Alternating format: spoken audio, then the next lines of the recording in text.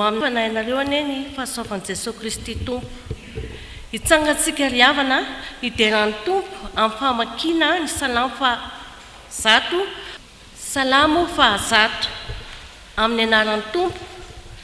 Miobio an Jehovah ary tany rehetra, manompo an Jehovah amin'ny fifaliana, makanesa eo anatrehany amin'ny fiobiana. Aoko ho fantatrareo fa Jehovah no Andriamanitra, izy nanao antsika ary azy isika dia olona sy ondry fiandriny.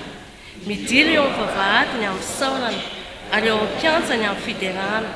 Misaora azy, mankalazany anarany fa tsara Jehovah, mandrakizay ny famindram-pony ary miatra amin'ny taranaka faramandevy ny fahamarinany. Amen. Iombom-bavaka isika riavana. Izany tononkira-panahinay ry Andriamanitra rainay eo. Mideranao tokoa zahay fa tompo mpanavitra anay ianao. Mideranao zahay fa tompo miantra anay ianao. Mideranao ihany koa zahay fa tompo mahery ianao ary manome anay aina vaovao isanandro isanandro. Misaotra anao koa zahay raha eo noho ny famindram-ponao sy ny fitiavanao. Koa indreto zahay mbola tafavory eto an-tranonao indray amin'izao asabotsy voalohany amin'ny volana Oktobra izao. Manoloana izany fitiavanao izany anefa dia mahatsiaro izahay Tompo fa mpanota tsy mendrika na dia iantso ny anaranao aza. Mangataka ny famelan-keloko aminao izay Tompo malalo. Ny rahan'i Jesosy Kristy tokoa anadio anay tsirairay avy ho afaka amin'ny fahotanay. Ray malalo, raha handray ny soratra masina izay ankehitriny dia mangataka ny fanahinao masina hiasa mahery aty anatinay tsirairay avy. Ahaizanay atakatra ny tianao ambara aminay, ka ho fiainanay sy velomanay tokoa ny teny rehetra rainay Tompo, ka tena hiavao ao aminao Tompo izahay. Mitenena ary Tompo fa mihaino mpanomponao amin'ny anaran'i Jesosy no anaovanay ny vavakay. Amen. Hiaraka amaky ny teny soratra masina isika riavana izay araka ny mofinaina androany dia ao amin'ny Apokalipsy, bokin'ny Apokalipsy 2:20 andiny voalohany ka hatramin'ny 5. Rehefa hita dia vakina amin'ny anaran'ny Tompo. Ary nahita lanitra vaovao sy tany vaovao aho, fa efa lasa ny lanitra voalohany sy ny tany voalohany ary ranomasina dia tsy misy intsony. Ary nahita aho fa indro ny tanàna masina dia Jerosalema vaovao, nidina avy any an-danitra tamin'Andriamanitra, voahomana tahaka ny ampakarina, efa miaingo iaona amin'ny vadiny. Ary narehefa eo mahery avy teo amin'ny seza fiandrianana nanao hoe, indro ny taberna kelin'Andriamanitra dia eo amin'ny olona, ary izy hitoetra eo aminy, ary ireo olony. Ary Andriamanitra ny hitoetra eo aminy dia ho Andriamaniny. Ary ho fafana ny ranomasy rehetra amin'ny masony, ary tsy hisy fahafatesana intsony, sady tsy hisy alahelo na fitarainana na fanaintainana, fa efa lasa ny zavatra taloha. Ary olona nipetraka eo ambonin'ny seza fiandrianana, indro avaoziko ny zavatra rehetra. Ary io koa izy, soraty fa mahatoky sy marina ireo teny ireo. Amen.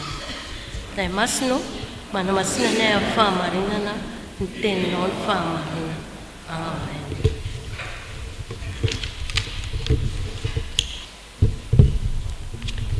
Faly miarabantsika rehetra amin'ny anaran'ny Tompo tafombona mihitsy fiaraha-mivavaka ny Tompo nandraikitra ity. Mbola hivavaka isika vao hipetraka. Izany tokoa no tononkira entinay miandrandra ny teninao izay fantatray fa tianao hozaraina, anafarana, hotoriana, ampianarana anay amin'ny mampihevitra raha ny fitandremana anay. Dia misaotra ny amin'itony fotoana tsara sy sarobidy itony, ahafahanay miorina sy miavao ao aminao Jesosy Kristy amin'ny alalan'ny teninao. Ka ny fanainao masina anay ombanay araka ny vavaka efa nataony ny mpanomponao hatrany ampiandohana. Amin'ny anaran'i Jesosy. Amen. Misaotra namana teo amin'ny fitariana ary tonga eo amin'ny fotoanan'ny afatra isika. Mizara roa izany ny voalohany dia araka ny mofinaina, ary ny faharoa toy ny fanaontsika ihany dia araka ny tsy anjery mofinaina volana oktobra. Ny apokalipsy toko faharaiky amby roapolo andiny voalohany hatramin'ny fahadimy no anjara mofinainantsika amin'ity anio ity. Apokalipsy dia nosoratan'ny Jaona apôstôly tany amin'ny nosy Patmo raha natao sesitany izy noho ny fijoroany ho vavolombelon'ny tompo. Vanim-potoana tena nabetsaka ny fanenjehana sy nampangiry ny kristianina no nanafaran'Andriamanitra tamin'ny alalany fahitana any Jaona apôstôly ka nananana izao boky ny apokalipsy izao. Olona tao anatin'ny ady fangiry firiana tebiteby fanaintainana no ny fijoroana ho kristianina no anoratana ka dia omena fanantenana izy. Fanantenana voalaza eto amin'ity apokalipsy toko faharaiky amby roapolo ity dia fanantenana ny Jerosalema vaovao. Raha sekoly alatsika dia natao hoe inona hoe Jerosalema vaovao. Raha ankizy moa fa tsy hoe sekoly alaty. Jerosalema vaovao. Ho antsika dia maka ny fomba an'Andriamanitra isika ary mifanafatra mba hanana fijery lavitra eo amin'ny fanompoana an'Andriamanitra. Fijery lavitra tsy hoe any amin'ny fiafarany taom-piasana 2024.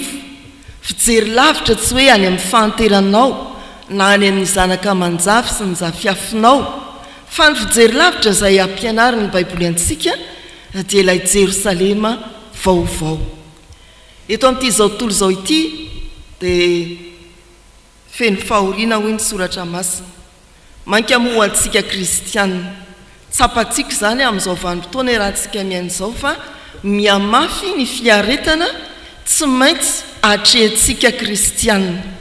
Tsy afaka manoatra isika manoloana ny asa ratsy rehetra ataon'ny devoly manodidina antsika miseho eny amin'ny fiarahamonina ary indrindra dia mahakasika ny fijoroantsika ho kristianina reny mazana. Fa amin'izany dia tao amin'ny soratra masina sika hanana fijery lavitra n'ilay Jerosalema vaovao. Efa tonga tamin'izany ve ny fijerinao? Fieritreretana anankiray ny hoe jery moa dia hoe saina any amin'ny faritany no heviny, fa tsy maninona ny fijerinao raha tarihan'izao anjara mofinain'izao. Mieritreritra ny hoe ohatran'iza ilay Jerosalema vaovao? Tsy misy ranomasina tsony io ny ohatra ny vehivavy miaingo voahomana miandry ny ampakarina hony efa vonina ho ampiakarina. Midina avy any an-danitra hony dinina koa ilay Jerosalema vaovao. Miara-monina amintsika amin'izany io ny Andriamanitra. Dia inona koa ny Jerosalema vaovao? Tsy misy ranomasina na fanaintainana tsony. Dia inona koa ny Jerosalema vaovao? Fitinina amin'ny hoe indro avaoziko ny zavatra rehetra soraty fa maninondreo matoky sy marina. Izay ilay hoe tario ny vahoaka hoentitsika eny reselahatra isika eo anatrehany zava-misy sy mitranga iainantsika ankehitriny manoloana ny fijoroantsika ho vavolombelona tsy mora ary mbola hiasarotra tario hijery lavitra ny fiangonana. Fa manodidina ny Jerosalema vaovao dia misy tiany tompo ambara amintsika. Arao tsara ny dingan'ny fanavaozana na ny fiavaozana ato amin'ity famaritana ny Jerosalema vaovao ity. Inona no mandeha voalohany? Fampieritrertana antsika aloha isika tena miandry ny mpampakatra. Izay nampakarina moa dia mahita tsara ny tsy tarady ny firy mpampakatra tsy ho vonina indray ngamba izy.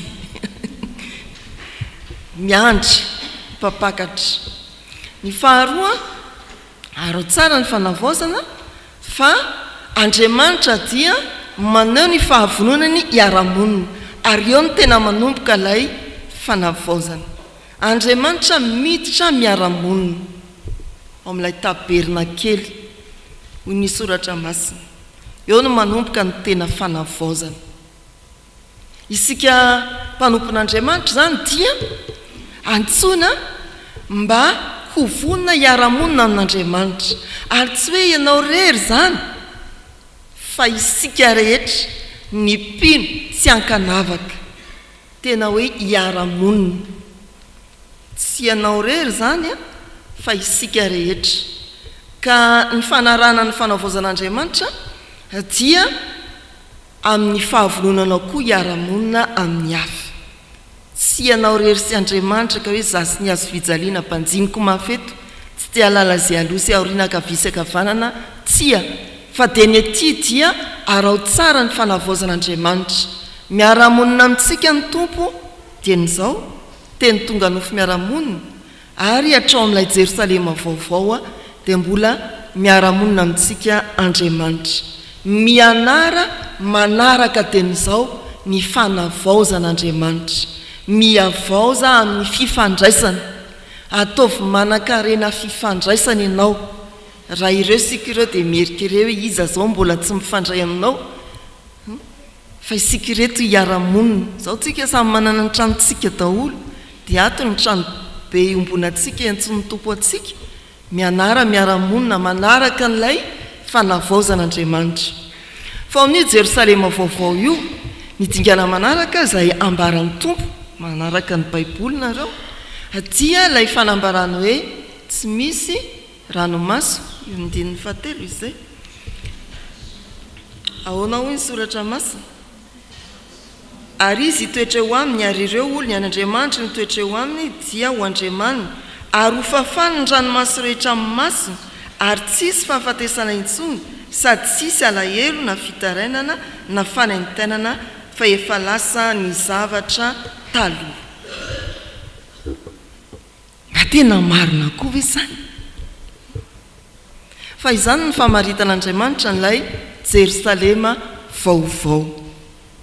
Tsy hoe ho fafana ao anatin'ny telo herinandro ny délestage, tsia, fa ny ranomasonao, ny fitarainanao, ny fanaintainanao ho fafana ao amin'ilay Jerosalema vaovao. Izany ilay fiavaozana. Andriamanitra miara-monina, Andriamanitra mamafa ranomaso, manala fanaintainana, manakombona ny fitarainana. Tsisy tokony hitarainanao, tsisy tokony hitomaninao, tsy misy tokony handoronao pneu.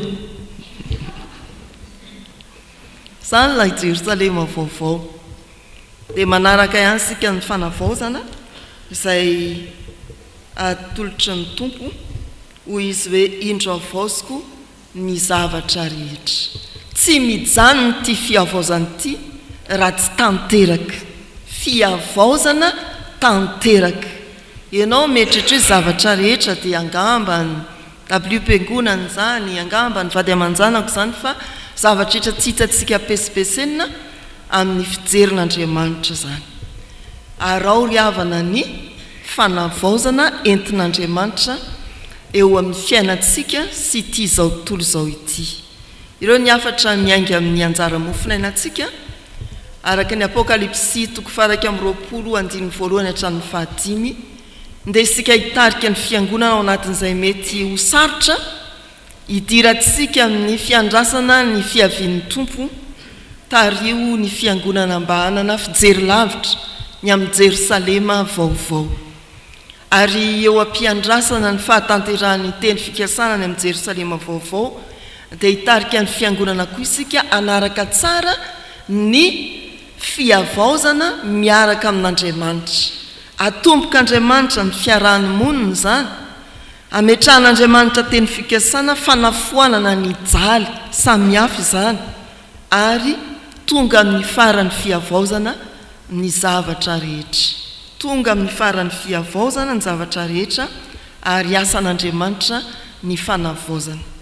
Dia ho amin'izany ny zotra ny fiainantsika hijery lavitra ary anaraka tsara ny lalana hitondran'Andriamanitra antsika amin'ny fiavaozana hatramin'ny fiavaozana amin'ny zavatra rehetra. ny tsenjery mofonaina tsy efa misy mahay ve mba misy azy kosa dia efa haitsika rehetra Isaia 9:9 tapany 2 Isaia 9:9 tapany 2 ndea ovakitsika miaraka aloha zany amin'ny anaran'ny tompo manao hoe omeko ny valiny asany amin'ny fahamarinana izy ary fanekena mandrakizay no ataoko aminy averina hoe omeko ny valiny asany amin'ny fahamarinana izy ary fanekena mandrakizay no ataoko aminy averina fahatelo zay vao atao tsenjery isa 2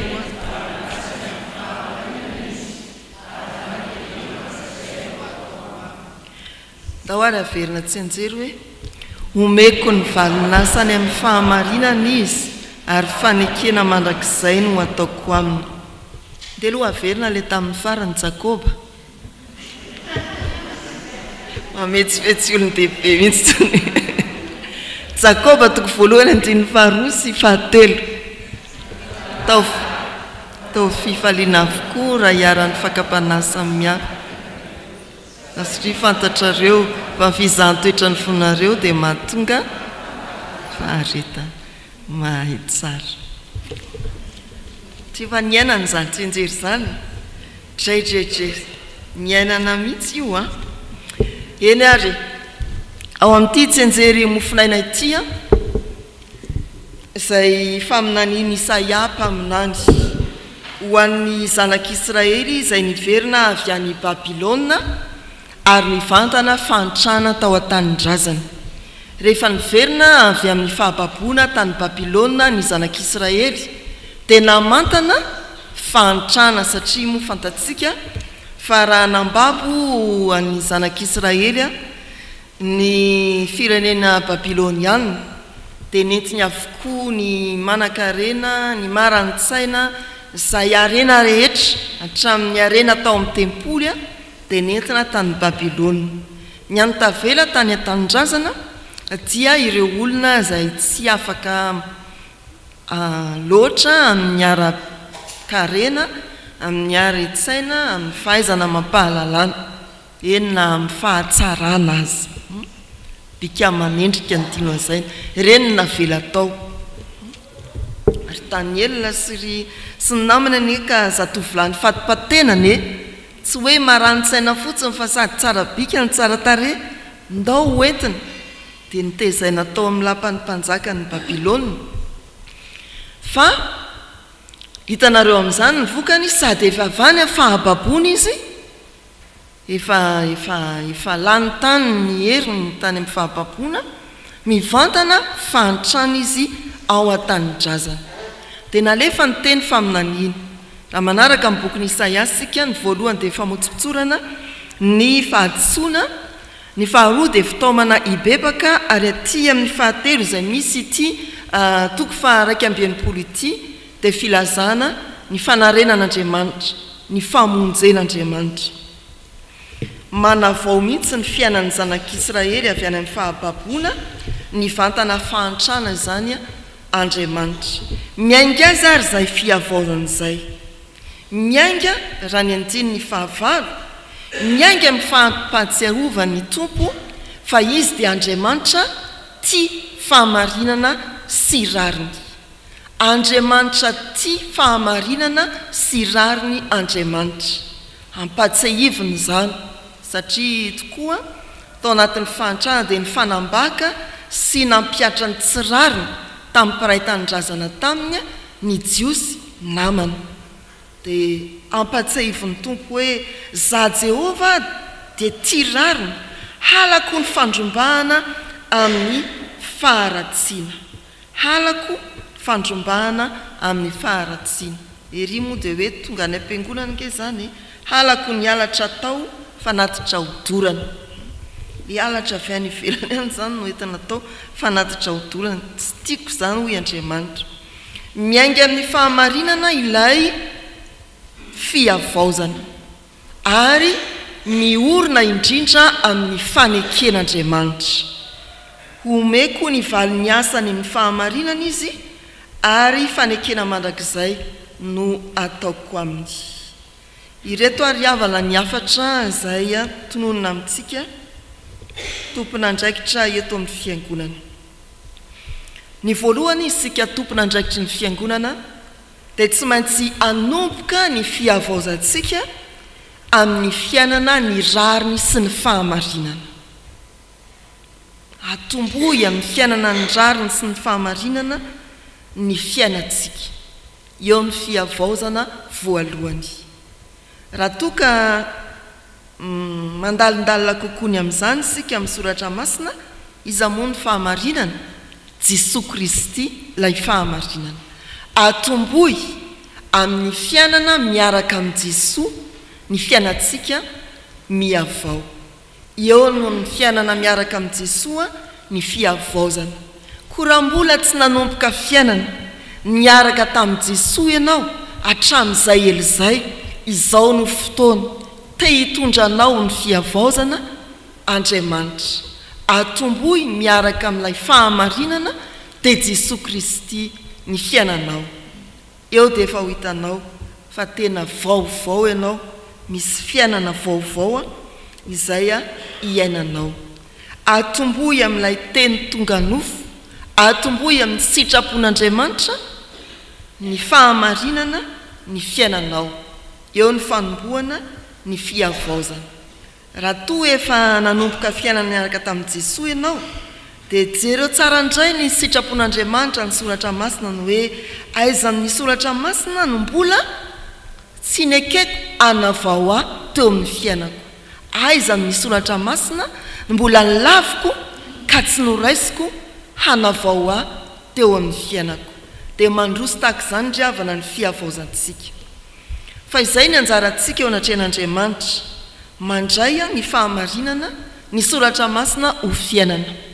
Fa ny anjaran'Andriamanitra kosa izay mahabe fanantenana dia ny fanambarany fa manome valisoa ny olona mandeha amin'ny rariny sy ny hitsiny izy, ary manome valinasa amin'ny rariny, amin'ny fahamarinana. Ny anjaran'Andriamanitra koa dia ny miazona ny fanekena mandrakizay. Fanekena mandrakizay no ataoko aminy. Manome valinasa amin'ny fahamarinana ny tompo. Ny Galatiana toko 4:5 mba vakitsika kely eo amin'ny Baiboly eny ampelatanantsika. Galatiana toko 4:5. Zao no voasoratra amin'ny anaran'ny tompo. Ary azam-baketraka amin'ny fanaovan-tsoa isika fa amin'ny fotoan'andro ho hijijantsika raha tsy reraka isika. Dia toraka izany koa ao amin'ny Matio toko 5:2. Ahoana amin'ny voasoratra? Hoy ny tompony taminy, tsara izany ry mpanompo tsara sady mahatoky, nahatoky tamin'ny kely ianao dia ho tendreko ho mpanapaka ny be, midira amin'ny fifalian'ny tomponao. Anjaran'Andriamanitra ny mampatsiafa mandrakizay ny fanekeny ary manome valisoa izay nahatoky tamin'ny fahamarinana izy. Mandeha amin'ny fahatokiana izany fanekena tsy miova izany ny fiavaozantsika. Mandeha amin'ny fahatokiana izany fanekena mandrakizay izany ny fiavaozantsika. Ka dia manana fanantenana isika. Manana fanantenana isika ho tonga amin'ny fahatanterahany faneken'Andriamanitra, mba ho tonony amintsika no hoe tsara izany ry mpanompo tsara sady mahatoky. Dia mandrosoa amin'ny fiavaozana, manantena an'ilay fanekena mandrakizay izay ataon'Andriamanitra amintsika. Io no anisan'ny manosika antsika hiavao, hitady foana ny hoe ahoana ny havaozako araka ny sitrapon'Andriamanitra mba hahatonga ho mpanompo tsara sady mahatoky. Fa ny faharoa ao anatin'izao andiny soratra masina tsy anjery izao dia ny fitakiana faharetana ao amin'ny fiavaozana. Faharetana tena hoe mandrakizay dia misy dikany koa faharetana tena hoe any amin'izay tsy fantatra fiafarana any mitaky faharetana zany ry havana. Jakoba toko voalohany andininy 2:20 dia misy soratra mivaky toy izao amin'ny anaran'ny tompo. Jakoba toko voalohany andininy 2:20.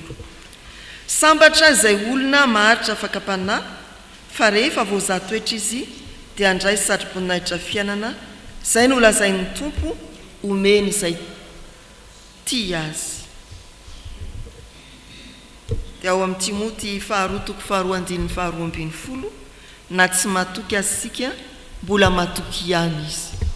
Izay ilay Andriamanitra miazona ny fanekeny mandrakizay. Azoniny io rehefa niteny izy hoe anome valisoa amin'ny fahamarinana dia atolony izany amin'ny fotoana anatanterahany azy. Mitaky faharetana izany. Ao anatin'ny fiavozana dia mandeha amin'ny fanantenana isika fa sady maharitra indrindra koa. Izany no anisan'ny miantoka ny fahafahantsika miavao ry havana. Fa tsy kivy ampandehanana sady efa firy volana zao no dekona nefa ohatran'ny mbola tsy miova ihany le ohatran'izao. Faneken'ny tompo dia mandrakizay. Dia ao amin'izay fanekena mandrakizay zay no mifikira miainga miaraka amin'ny Jesosy, mandeha miaraka amin'ny Jesosy amin'ny fanantenana ny valisoa, ary miainga miaraka amin'ny Jesosy dia mandeha amin'ny faharetana amin'ny fanantenana izany valisoa izany. Eny an-dalana eny ianao miavao. Manana andraikitra ianao amin'ny fiavozanao, manapa-hevitra mba hanaraka ny fahamarinana, manomboka eo amin'ny fandraisanao an'i Jesosy, ny fanarahanao ny soratra masina sy ny sitrapon'Andriamanitra, ary ny ivelomanao amin'ny fanantenana amin'ny faharetana. Fa ny Andriamanitra izay ivavahantsika dia Andriamanitra miazona ny fanekeny mandrakizay. Hoy ny andiny soratra masina tsenjery manao hoe amin'ny anaran'ny tompo averintsika.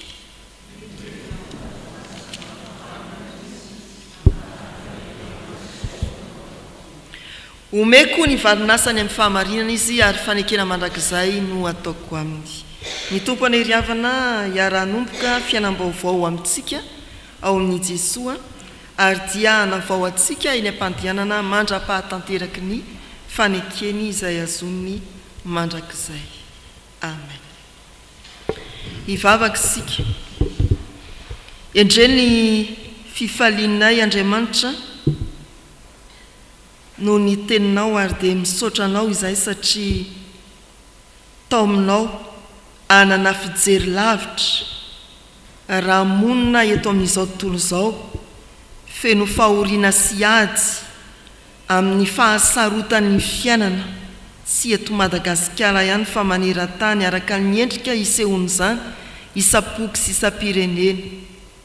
Fa nefa dia manatombo ny fahorianay kristianina amin'izao andro farany eo am-piandrasana ny fiavianao izao, satria betsaka ny tsy hahafahanay manoatra amin'ny fijoroana ho vavolombelona. Tokenda azy izahay, mila ho faty mihitsy ny finoanay, satria latsaka anaty fisalasalana izahay amin'ireny zavatsarotra tsy hahafahanay manoatra amin'ny maha olombelona na ireny. Misaotra fa misy ny teninao Andriamanitra ahafahanay mandingana ny sarotra ka mijery lavitra kokoa ny amin'ny Jerosalema vaovao, izay atomboka ao amin'ny fiarahanao monina aminay ary ampianaranao anay hiara-monina koa. Dia ampandiano amin'ny fiainana efa homaninao, tsy misy ranomasina fanentanana fitarainana tokoa izahay. Aza velanao hiembotra Jesosy Kristy io, dia miandry ny fahatanterahanao, ny fanavaozanao ny zavatra rehetra izay, satria ianao efa niteny fa soraty matoky sy marina izany.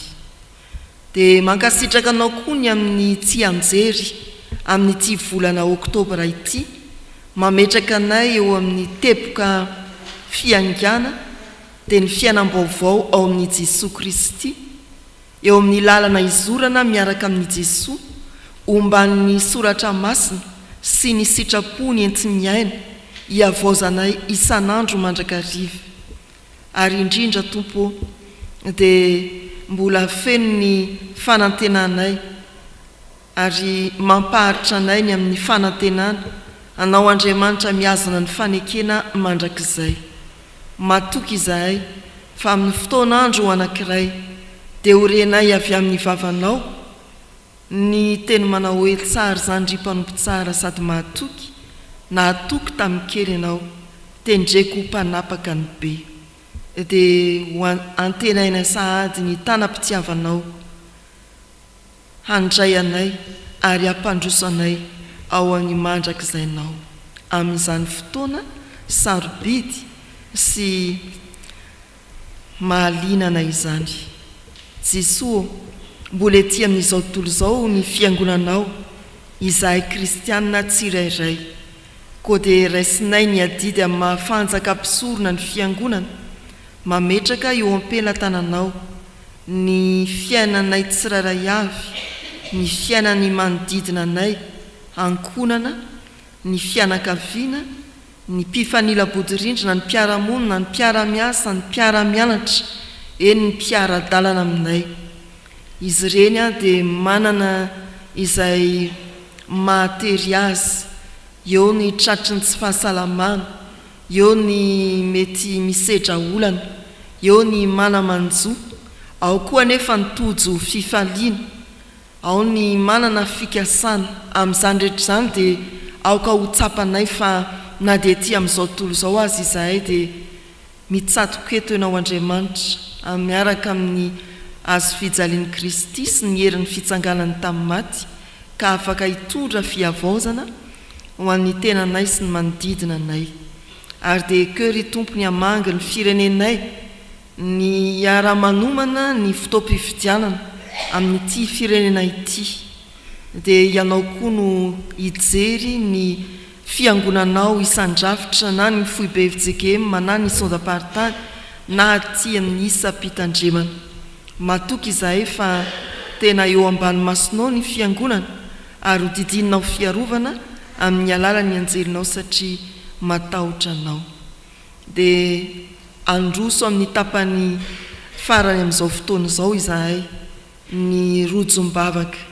Fantatray fa mbola eto ianao hiaina, rehefa avy nandre ny teninao izahay dia hiainy kosa ianao ary hamaly anay araka ny habeny ny fahasoavanao. Amin'ny anaran'i Jesoa no hanonanay ny vavakay. Amen. Ny vavaka rehetra izay nasandratra teto ry Andriamanitra rainay dia tonononay amin'ny anaran'i Jesoa ilay nampianatra anay hivavaka hoe: rainay izay ny an-danitra, ho amasinina ane ny anaranao, ho tonga ane ny fanjakanao, atao ane ny sitraponao ety an-tany ho tahaka ny eny an-danitra. Meo anay an'io izay hanina sahaza ao anay ary mamela ny elokay tahaka ny namelana izay meloka taminay. Aza mitondra anay amin'ny fakapanafy fa manafahanay amin'ny ratsy, anao ny fanjakana sy ny hery ary ny voninahitra mandrakizay. Amen. Raisoa mba ho tanteraka aminareo ny tsodranotonona amin'ny anaran'ny Tompo. Ary Andriamanitra ny fiadanana izay nitondra ny Jesoa tompontsika mpiandro indro lehibe hiala amin'ny maty, mitondra ny ranony fanekena mandrakizay. Izy eny hatanteraka anareo amin'ny tsara rehetra anao ny sitrapony ka hiasa ao anatinareo izay ankasitrahany eo masony amin'ny alalan'i Jesoa Kristy. Amen.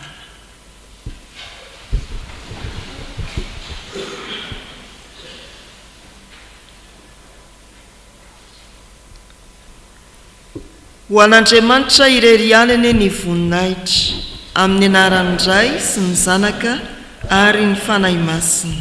Amen.